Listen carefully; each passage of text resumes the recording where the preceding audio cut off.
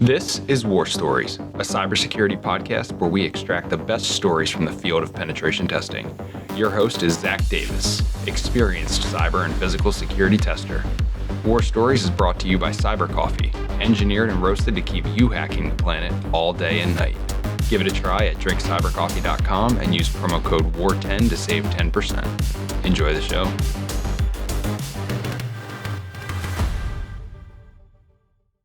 Cool.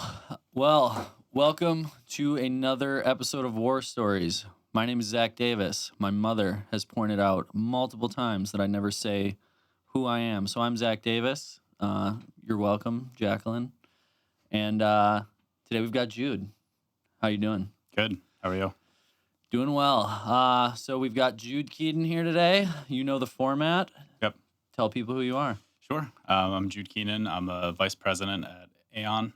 So I run the red team and manage a lot of our pen testing projects, stuff like that. My background, I went to Penn State. At Penn State, I kind of did something weird and majored in health policy, and then added Made a pivot at some point. Yeah. Wanted to change to security and didn't really have the option because Penn State's pretty strict about who's in security, and I tried to change too late. So instead, I did health policy with a focus in security, and that drove my career a little bit because I started out in a healthcare company. Was not a big fan of that role. It was pretty terrible and led me to get the OSCP kind of on my own just after hours. And yeah, that's always super impressive that you were able to do that one on your own. I think I was pen testing for 3 years before I went for that cert. I mean, I basically just wanted to get out of that job and do something else. And OSCP was like pretty cheap.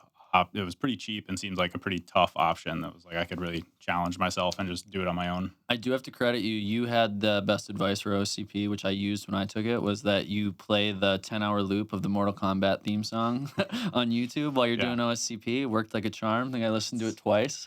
It's very weird after, you take a break or something like that. I feel like you still hear the music for a bit, but it's great. Great to focus too, for sure. Cool. And then we both, I guess after the healthcare company, OSCP, you're another Protivity alumni like myself. Yep. And you also have a bit of a history with our guy Tally too. Yeah, Tally and I were roommates in college. That was part of what got me into the security community in general because he was already involved with it at that point. And we just completely by luck became roommates. Cool. So been a interesting projection from there. I went to Protivity, then I went to FusionX where I did some red team work, and then now I'm at Aon leading the red team for the past 5 years or so. Good stuff, man. Cool. So what kind of tool do you got for us today?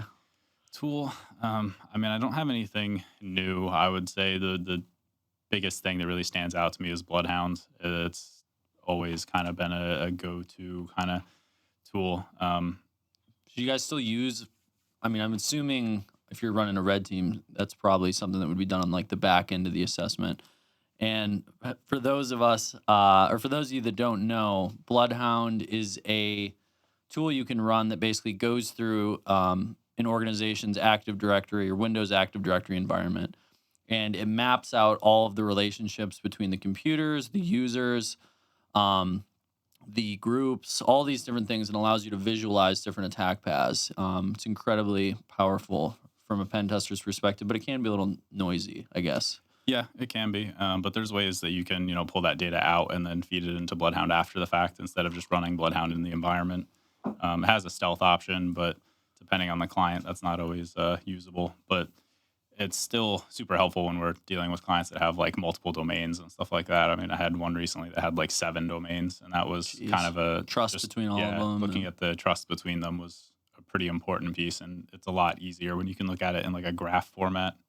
Yeah, no, definitely. The visualization helps a lot, and some of those different chains of different attacks you need, especially when you get into like the I forget what the name of they are now, like the DACLs and the ACLs and different things like that gets tricky. So the new big thing is the ADCS. That's seeing that on a lot of clients, which is the Active Directory Certificate Service. So if you have those improperly configured. One of the most common ones is just that anyone can request a cert for any user, and then you can use that cert to extract like a password hash and crack that. So that's something we've seen on a lot of clients recently, just because there's been more chatter about it, I think. Yeah, so that sounds a little different. We've been using like the escalation path 1 quite a bit, Yep. which I think is basically it's where the the requester is Yeah, you can allowed request to anyone. supply the subject of the certificate, and then you could just get the Yep. certificate, load it up with Rubius, and you're good to go. But so you can actually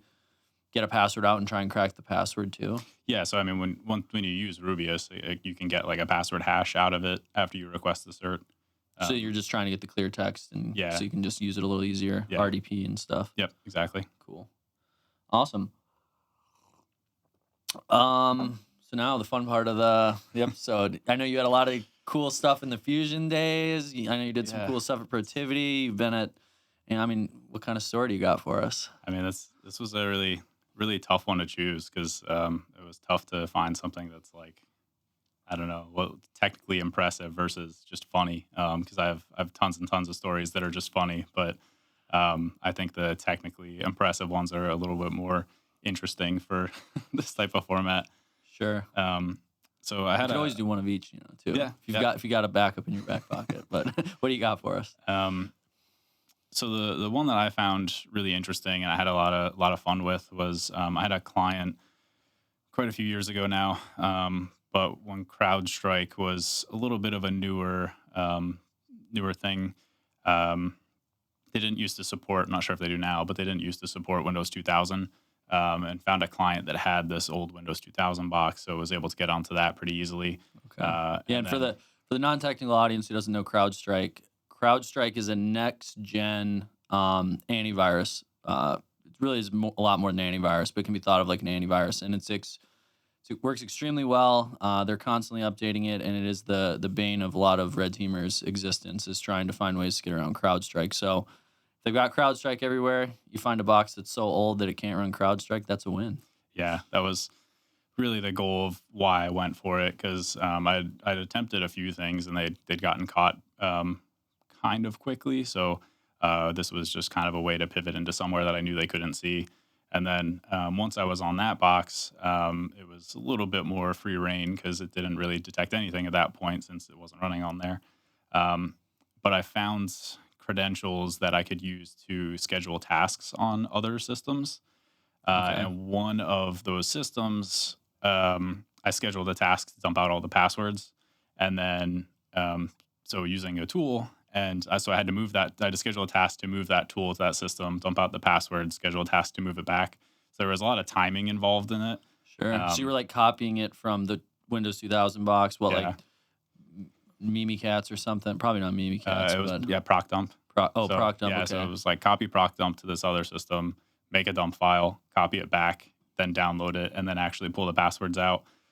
So that was kind of interesting. But then what I discovered is that second system had credentials to the Exchange server, which on-prem Exchange servers, by default, they're usually local admins of domain controllers, because there's always like I forget the name of the group, but there's like an Exchange admins group that the Exchange servers are by default part of. And that's well, they're by default part of that group, and then that group isn't in the local admins on the domain. Yeah, and a lot of people miss that, I find, where if you're a local admin on a domain controller, even if you're not in the domain admins group, you inherit all of those privileges. A lot of people miss that. Yeah. So once I found that, then it became this whole bizarre string of, I remember I walked into our manager Mike's office at the time, and it was when he had those the glass like walls that you could write on, and we like mapped it out with a marker that I like because I wanted to show him like what the process I was going to do was, and ended up scheduling a task for the first system to copy ProcDump from the share that I had, then scheduling that host to schedule a task on the Exchange server, and then scheduling a task on the Exchange server to copy that to it, and then scheduling a task on the Exchange server to schedule a task on the DC to copy that to it, and then scheduling a task to actually run it, and then scheduling tasks on all of them. Incepting scheduled tasks that were scheduling more tasks. Yeah, so I had two boxes that were both scheduling tasks on another system, and you had to make a scheduled task to pull the file over, scheduled task to pull the file over again, scheduled task to pull it over to the DC, then scheduled task to run it, and then I had to, delete the ProcDump, and then I had to pull the file back through all those hosts again. So it was like 9 scheduled tasks or something like that, probably. And CrowdStrike wasn't picking up on like any of that kind of stuff. You'd think ProcDump might have, once it sees that might have caused some issues. So once again, to bring it up, ProcDump's actually a Windows internals tool that basically allows you to take a memory dump of any process running on a Windows computer. So you could basically go and find the process LSAS that has all of the credentials stored for the users logged into that computer. You take a dump of that, you pull it back to your system, then you can extract the passwords out of that memory dump. Yes, definitely detects it now, but this was a couple of years ago, so it didn't at the time. And that was just a very interesting way to kind of get around the fact that I couldn't get onto most of the other hosts because CrowdStrike was blocking it, but it wasn't picking up on the scheduled tasks. So I could just do that from system to system instead of actually getting on any of those systems. I was just making them do stuff remotely. And I suppose because you're never creating an interactive session, I would think. Like it's just it's a remote procedure call to that system to schedule the task, and then that happens. Yeah. So you're never creating those login events, I would guess. Yeah, exactly. There's no, like, wasn't using like PSExec or RDP or anything like that. It was just doing it all remotely from the command line, just using the schedule task command. So, it kind of got past a lot of stuff there. They noticed it after, because they got an alert that LSAS got touched on the domain controller, basically. And then they were like, okay, something bad happened. Yeah. They called the client when I was like sitting there with them, and they were like, China is in your network right now. And the client was like, just started laughing because I was like sitting next to them while they were taking this call. And they were like, no, it's a pen test.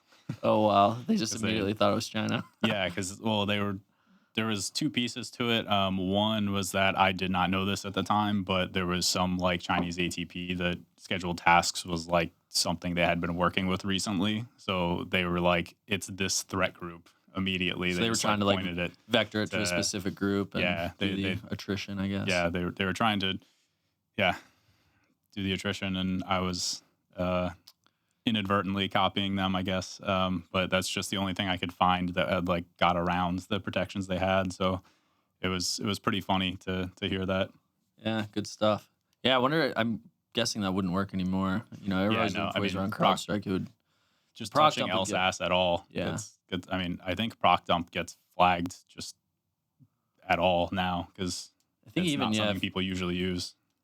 I think it was CrowdStrike, and even if you're like in an RDP session and you do like a right click, trying out I think that'll flag pretty much anything now. These days. It's advanced quite a bit from where it was at the time. Yeah. Scheduled task is definitely something that's monitored quite a bit more now these days. But it was an interesting process and funny find, and shockingly complicated at the time because I had to like, time out all these things and be like, okay. To wait long enough for the next step. Yeah, because, I had to schedule, like, when I had to schedule moving the file back, it was like, okay, this needs to be, like, 15 minutes later or something because it has to copy through all of them and, like, will it copy fast enough? And, like, the first time I tried it, it failed because it, like, hadn't copied over to one of the systems fast enough. So then I had to, like, had to redo it because I had to give it, like, more time. What was that like? So was it like a huge nested command that then was having like the running the scheduled? Because what is a scheduled task command? It's like SC tasks or something. So you were like nesting those together in one big thing and then trying to send it off. Yeah, and part of the problem that I ran into is because I did it that way. When you like when you time the commands, you give it a specific time to run at. Like you say, like run at 5:10. Or something. So when I started writing it, I'm like, okay, run in 10 minutes from now. And then I wrote it and it's 8 minutes later. And I'm like, do I really want to run this when it's like, there's now 1 minute to go? Is it going to run in time? You almost have to plan it out from the beginning. Like, okay, I'm going to run this first one at 5 o'clock. Yeah. And then like do everything out from there. Yeah, that's what I did. But then, writing it, you get to that point and I'm like, oh man, it's been 8 minutes. Yeah. Cool. Good stuff. We got any more stories for us or you got a funny one? Not to put you on the spot. Funny ones are tough because some of them can be a bit, I guess, political in their why they're funny. Sure. But And the funniest thing was with Matt Freilich, who you had on the podcast before, was the physical that I did with him. I'm assuming he hasn't told that story. No, he hasn't. It's the Yeah, so this was the first time Matt had got sent out for a physical, so they sent me with him to kind of show him the ropes. And so I'd done a couple at that point, not too many.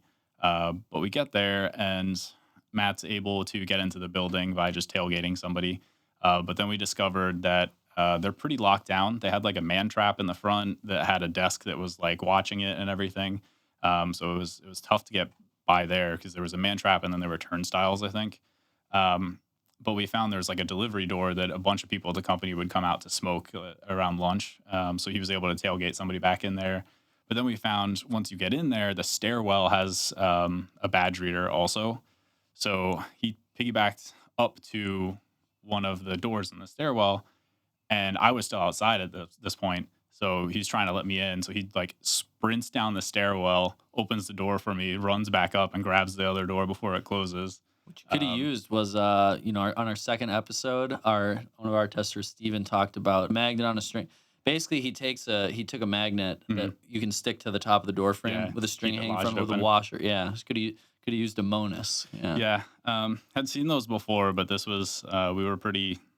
Yeah, we were fairly like 10 years. Yeah, we were fairly unprepared for this. This was like a newer one of the first physicals we had done, so we didn't have too many tools and stuff. I think we had one of those super strong rare earth metal magnets, but didn't have too many tools outside of that. But he basically sprints down there, gets the door open for me, runs back up, catches the door before it closes so that we could both actually get in and get into the office. So we're sitting in there, and we walk in and find just the first open room. Because as soon as we go in, we notice that it's just like an open floor plan, a whole bunch of cubicles. So when you walk in, everyone can see you. Everyone can just see you immediately. And so we're just searching for the first room. We find a room that's open, close it, and then realize that this is like the nursing room for mothers. The lactation station. Yeah, exactly. And Matt and I are both in there as two guys and like have the door locked. So there was once or twice that someone came up and like knocked on the door, and we were like, we can't answer because they're gonna hear my voice and immediately be like, that's weird. What's so we were doing our best to hide out in there, and then after a little bit, Matt realizes he has to go to the bathroom, so he walks out. This is probably the funniest part of the story. He asks some guy like, "Hey, where's the bathroom?" And the guy's like, "This is my first week here. I don't know." It's like, I've been here like 2 days or something. So he was brand new to the office and had no idea where it was. So Matt goes out looking all around for it, can't find it. So he just comes back, and then he's like, "I don't know what to do." He was terrified of getting caught. Because we'd already gotten in, so it seemed like such a dumb thing to be like, man, we don't want to get caught just because I have to go to the bathroom and like can't find it. So he was struggling, and then decided to venture out a second time, and eventually. So what I remember about this story is you guys had a big discussion about whether or not it was ethically okay to pee in a bottle. I think.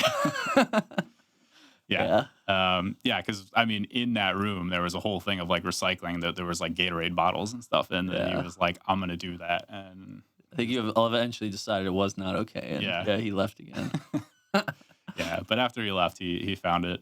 The office was just like a weird shape that you had to walk like around a corner. It was like a weird crescent shape, so you had to walk like all the way to the end and around to the other side to get to the bathroom. So it sounded like quite the adventure to find it. And the only other bathroom that we knew existed was like directly across from the security desk downstairs. So he didn't want to go to that one.